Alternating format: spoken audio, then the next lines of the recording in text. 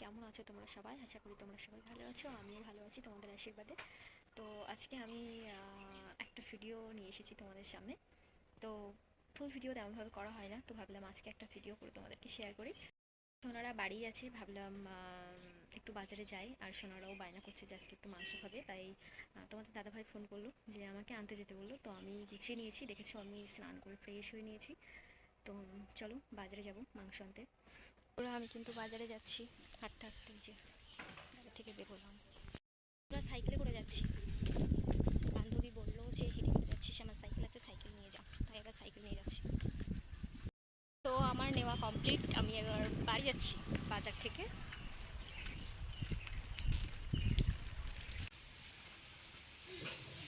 বাড়ি চলে এসেছি। হাই কপাল, কি স্বামী নিয়ে যে আমি সংসার করছি ভগবানই জানে আর আমিই জানি। এখন আবার ফোন করে বললো আমাকে ওই বাজার যেতে হবে, এখন এই বাজার থেকে ঘুরে এলাম, আবার এখন যেতে হবে ওই বাজার। আর বাইরে যে কি গরম আর কি রোদ। তো চলো আমি চুল কটা বেঁধে নিই, নিয়ে চলো আবার ওই বাজারে যাই, কি দরকার আছে একটু যাই। বললো অঞ্চলে কি দরকার আছে, হয়তো কিছু করবে, ওখানে গিয়ে আবার ফোন করবে, তারপর আমার তাদের সঙ্গে কথা বলতে হবে। তো চলো যাই, আজকে মনে হচ্ছে আমার অবস্থা খারাপ করে দেবে। ধরো আমি চুলটা বেঁধে নিয়েছি, আর বাইরে আমি আগেও বলেছি প্রচুর রোদ আর ভীষণ গরম পড়ছে। তো আমি চুলটা বেঁধে নিয়েছি, তো চলো যাওয়া যাক। চারিদিকে পাট বাগান আর পাট বাগান, পুরো ভয় লাগছে, দেখো চারিদিকে পাট বাগান। রোদ দুর্গ, ছাতি পেলাম না, তাড়াহুড়ো করে চলে এলাম, আর বাচ্চারা সোনারা খুব জ্বালাতন করছিল, সেই কারণে আর সেটা নিতে মনে নেই, চলে এলাম। দুধটা একবার দেখো, ঝলমল করছে রোদ। বন্ধুরা ঘোমটা দিয়েছি রোদ্রের জন্য, আর পাচ্ছি না। তারপরে একটা কাগজপত্র করতে গেলে যে কত হ্যাপা বন্ধুরা, তোমাদেরকে কি বলবো, একটা ট্যাক্স কাটবো তার জন্য কত হ্যাপা, এর কাছে ওর কাছে শুনে শুনে আর পাচ্ছি না। এখন দেখো আমার চুলের অবস্থাটা কী হয়ে গেছে। তো যাই হোক, আমি এই বাজারে যখন এসেছি একটু ঠাকুমার সাথে দেখা করে যাই, আর ঠাকুমাকে বলেছিলাম যে আমাদের বাড়িতে নিয়ে যাবো। তো দেখি আজকে ফাইনালি শুনবো কি বলছে উনি, না পারলে আজকেই বিকালে আসবো নিতে। তো ঠাম্মা বাড়ি যাই, আর সব জায়গায় আমি ক্যামেরা তুলে দেখাতে পাচ্ছি না তোমাদের, ঠিক আছে। এখন যাই ঠাকুমা বাড়ি, কী বলে দেখি ঠাকুমার বক্তৃতা। এসছি ঠাম্মা বাড়ি, ঠাম্মাকে ডাকছি পাচ্ছি না, দেখি ঘরে যেয়ে কোথায় আছে। এটা হচ্ছে কাকিমা বাড়ি। বাবা বন্ধুরা ফাইনালি আমি বাড়ি চলে এলাম, আমার মুখটা দেখো পুরো লাল হয়ে গেছে,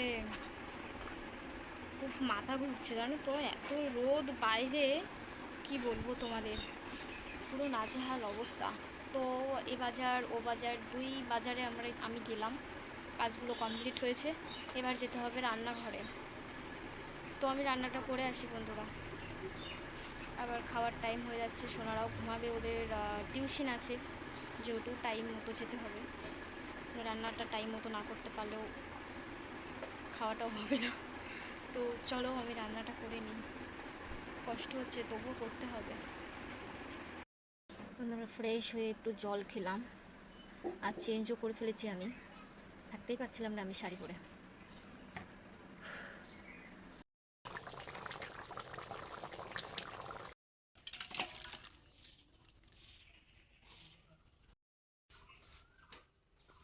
সোনাদেরকে ভাত দিয়ে দিয়েছি, আর আমার রান্না কিন্তু কমপ্লিট।